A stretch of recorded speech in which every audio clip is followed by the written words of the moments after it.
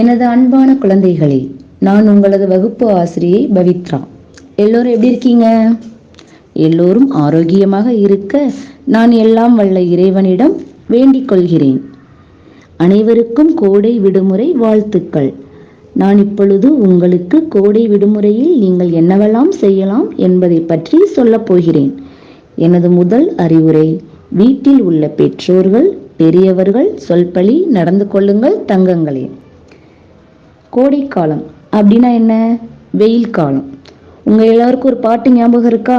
வெயிலோடு விளையாடி வெயிலோடு உறவாடி.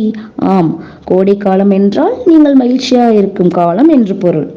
மகிழ்ச்சியாக எப்படி இருப்பது? மகிழ்ச்சியாக இருந்தால் மட்டும் போதுமா?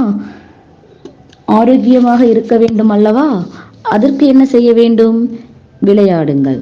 விளையாட்டிற்கு இடையில் தூய்மையான நீரை அருந்துங்கள்.